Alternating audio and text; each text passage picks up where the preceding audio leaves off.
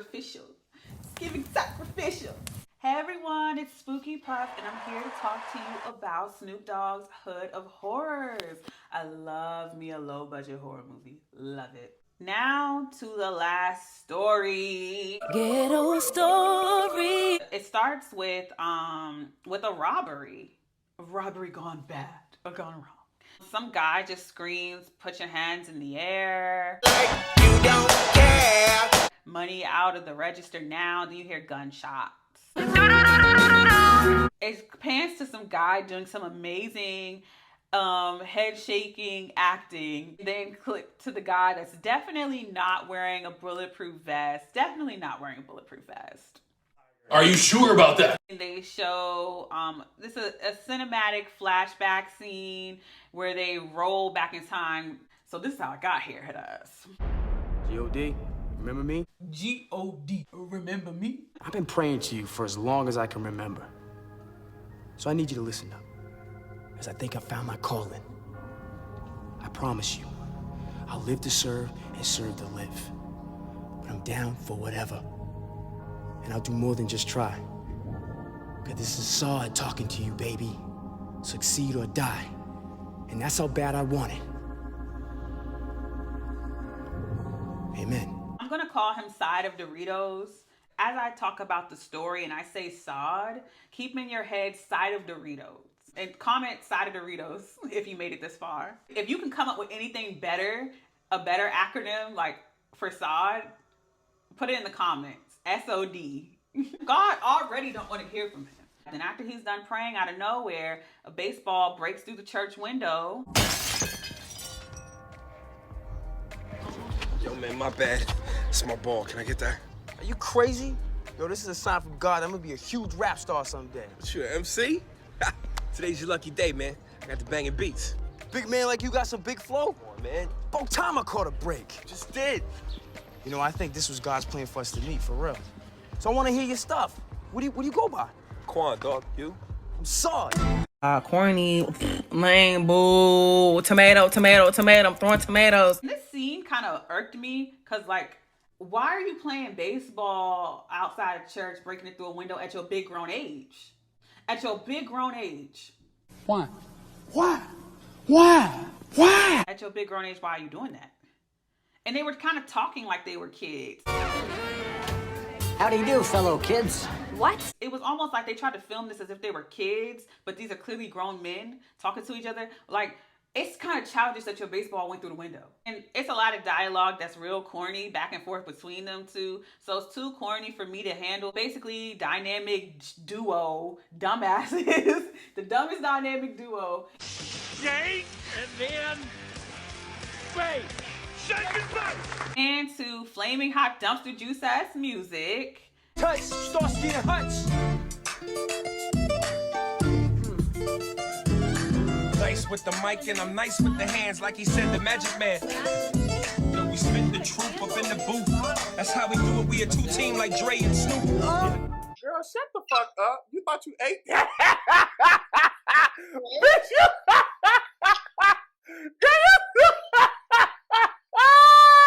Pan to Sod sitting at a table looking cracked out. It's gonna happen. It's gonna happen. Okay. They pan to Devon reporting live from the Urban Rap and Soul Awards in this Chris Tucker rush hour suit and Super Saiyan cornrows type beats. I am reading my notes and these notes are hilarious to me. Method Man shows up. Method Man talks about how he believes in Sod. He believes Sod will win. Side of Doritos. Snoop Dogg asks Method Man about his other project that he's doing right now. And one of the projects that Method Man is doing is called Baby Mama's Attack. That's gangster. Sod and his entourage pull up in a limo, and Snoop Dogg's like super excited to interview him. He wants to hear a word from him, and Sod's egotistical ass, because now he's famous, walks past Snoop Dogg. Holler at you when I win. And the girls that Snoop Dogg has with him, they start hissing at him because those his writers, and I'm with them on that, because don't ever disrespect Devon, Snoop Dogg, whatever. A cutscene to Devon, and he's like, I've been peeping this kid out for a long while. He had a meteoric rise this year. So blinding. Makes you wonder if some sort of higher power had his back. Snap, snap, grin, grin, wink, wink, nudge, nudge, say no more. Now take it from a brother like me that's been around the block. Kings and roosters who crow too loudly have one thing in common. Someone's gonna. And then it's this gross, like, neck scene that I'm not adding because, ew. Saad wins the award, and he has a thank you speech. And in the thank you speech, he mentions Quan, which alludes to the fact that Quan has died. After he wins, he starts to walk back to his room. It's dissed by this fan. Hey, yo, Saad! Yo, you won on the sympathy vote! Yo, you ain't nothing without Quan! What? Yo, get off me! Yo, man, I'm right! You're the one who should have died! Because, period. Period. Period. Period. Period. Then Saad's like going off to his bodyguard that pulled him away, and he's like, I loved Quan. Yeah, I love God. Did you? Did you? You loved Quan. The camera pans to our insidious Queen General, please. Lin Shaye. She's an icon. She is the moment, okay? They pan to Saad in his backstage room or whatever. He's showing off a shoulder gunshot scar on his right shoulder. And he's going on and on about Quan to the party goers and how he missed Quan. Coming at your mouth with your blah, blah, blah. Zip your lip like a padlock. Oh, Quan died exactly a year ago today. That's suspicious. That's weird. So keep that in mind. It's the anniversary of his death, which it gives off sacrificial. It's giving sacrificial. But the movie's so corny, I overlooked that part. But I didn't get it until I watched it like a third time because it's like, you know. And right after he was crying about Quan, Saad immediately starts kissing on some woman. Like not even a second after crying over Quan. A year ago, today, my man was taken from me.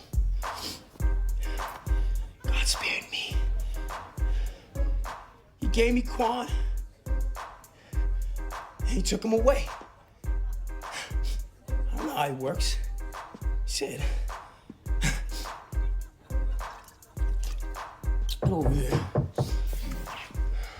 Lin Shaye's security guard tries to warn Saad. My supervisor asked me to remind you that smoking inside a public facility in the state of California is prohibited by order of statute number 371. What the hell, you a robot?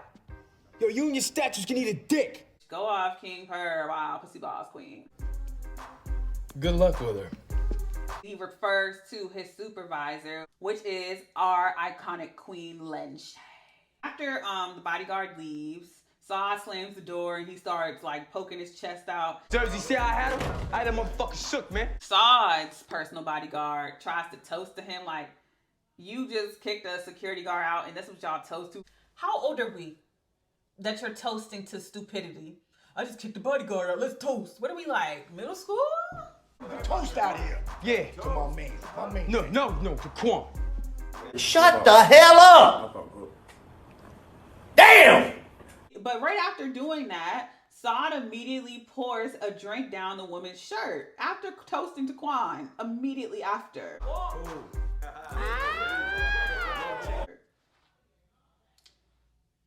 It's a pattern for you. It's a pattern. And someone knocks on the door, and for some reason, Saad's voice gives out. I'm gonna handle this. It's what I do. Our iconic queen, Lin Shaye, at the door.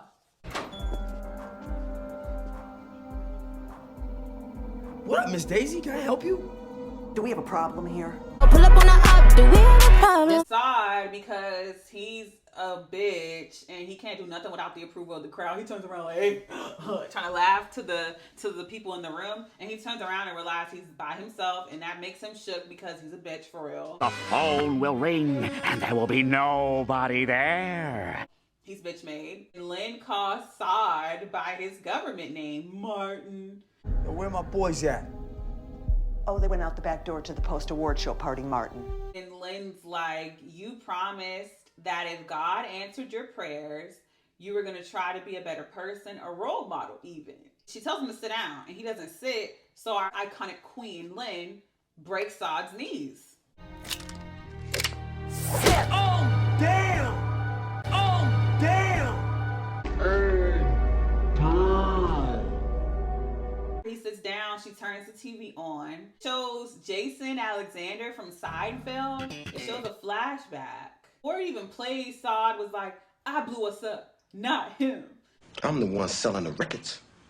They coming to see me. They coming to see the Temptations. Ain't nobody coming to see you, Otis. Seems like you're in denial. Jason is basically trying to make a deal with Saad and Quan. Saad's egotistical dumbass is asking for an expensive ass car, expensive ass jewelry, talking about a Benz 500 LS Coupe black with 22s and some ice. Jason and Quan try to laugh it off and brush it off as a joke. Jason puts him in his place like, You stepped into the Wayback Machine there, son, and you took a ride back to 1970. I don't know what kind of accent he has in this. I don't know if it's British or Irish. Saad throws a hissy fit and leaves. Quan stays and saves the deal. And when Quan stays, Jason basically like, I'm not going for that dumbass shit. Do you want to go solo? But because Quan is a thorough, real ass bitch. I'm a boss ass bitch, bitch, bitch, bitch, bitch, bitch, bitch. He's like, nah. He should have went solo. But Quan was like, no, my boy. Back to Lynn in the room, and she's like, Quan saved your ass. And he did. They show another clip where it shows a headline, trigger warning for assault, headline for statutory. And Quan finds out about this, and he's disgusted. He confronts Saad, and Saad was like, That's the best publicity we ever had. We? Yo, you on your own with this one, homie. Quan was about to beat Saad's ass. Basically, jacked him up, threw him against the wall, was about to swing on him, about to give him a haymaker. But his bodyguard stepped in. Saad was like, talk to him. And Quan gave like a really heartfelt line. You gotta talk to me. I'm right here. I felt so bad for Quan at that moment. Because you could tell he was really hurt. He was trying to help his friend. He was just hurt. And Lynn was like, the publicity about the shooting was so enormous, you barely had time to mourn. Because Saad was playing dumb yet again. And then she said, But you are a convincing victim. Snap, snap, grin, grin, wink, wink, nudge, nudge, say no more. So it shows another scene where Saad pulls up to the convenience store with Quan, a flashback. Man, we gotta celebrate. Now, would that be for the past or the future? We're a team, man. Friends. Yeah, friends, man. That's what I'm talking about. It's on me. You bet it's on you. Quan really cared about him. And so while they're in the store, a fake robber pulls up, which we later find out is Saad's security guard jersey. Fake robber comes up, tells both of the men to put their hands in the air, tells the cashier to give him the money. Of course, the fake robber focuses on Quan. Quan, I wasn't feeling him with this one because he refused to give up his money and jewelry. He said, fuck that. Your life is worth more. Your life is priceless, sir. But anyway, I feel like regardless of whether or not he gave up his jewelry and money, he was still going to get shot because it's a setup. So they shot him. Right point blank in the head, too. It returns to Saad after shooting Quan. And he looks at him, then re-aims the gun at his shoulder and shoots him in the shoulder. Because it was deliberate and obvious. Obvious. And then leaves, doesn't even take the money, which makes it even more of an obvious setup. And then it pans to him sitting there on the floor with an obvious bulletproof vest on. He has an angry face like, yes, the deed is done. And then it flashes back to Saad and Lynn sitting on the couch, and Saad's still playing dumb. I just can't believe we showed up at that spot right when it got hit. It's I don't know. Just imagine the odds of that. There's a knock at the door. Undead Quan comes in, and it's another Tales from the Hood-esque like makeup and attitude that Quan has. He's just really goofy with the undeadness and joking, and it's not done in a bad way, and it's nothing wrong with copying another movie at all if it's done well. But something about the scene was just corny. It just feels like a caricature instead of them actually taking on that role and embodying that role. It just felt like a caricature of it. It's like they didn't really try to study the art form. They're just like, I'm gonna do the makeup the same as Tales from the Hood. I'm gonna act like they do, but not really. It was kind of corny. It was done in a corny way. I didn't like it. But to each its own. So they have back and forth banter. Quan does some disgusting stuff, pulling his ear off, putting it in his mouth, spitting it out. Lynn hands him a VHS tape and leaves and says, well, you two have some catching up to do. Enjoy. Quan pops in a tape from the night and he zeroes in on what happened. Put your hands in the air! I noticed you had your bulletproof vest on that night. Nice fashion accessory. Why'd you have it on? I just hate his voice in this too. Saad is like, And why should I tell you? You're just a dream. Hey! Sing the fucking dream. You didn't have it on because you knew. Where was Jersey that night? Oh! Man, I don't know! Jersey, the bodyguard, shows up bringing underage girls to Saad. Oh, Jersey can't see Quan because, of course, so it makes Saad look crazy. Saad starts going off about how Quan's here, he's gonna kill us, blah, blah, blah. Very good parents! Jersey is basically like, No one is right there.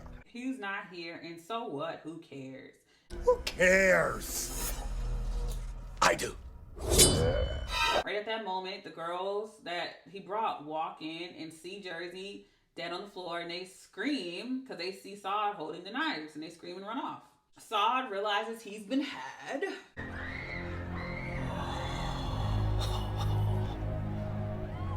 So that's a setup.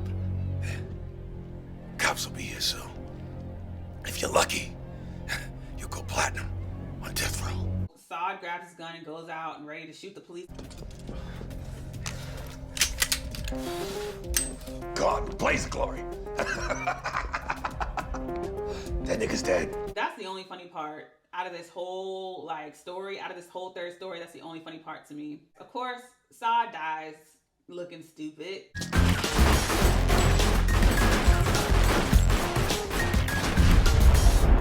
In the shootout, they repeat a scene of Saad shooting. Saad dies. They all go to hell in a cut scene that's animated. Well, Saad, at least you went out like an OG.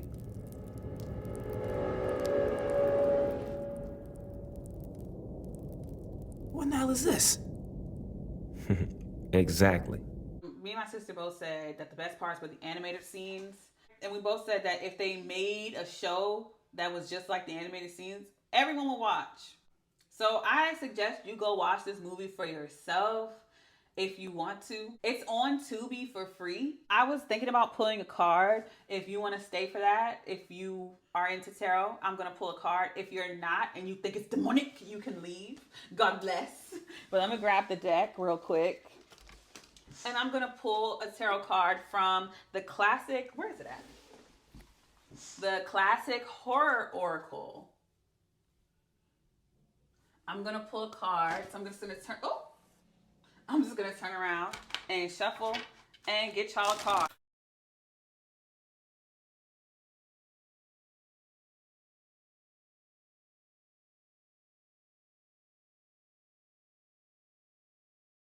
All right, one card for my viewers. One card for my viewers. One card.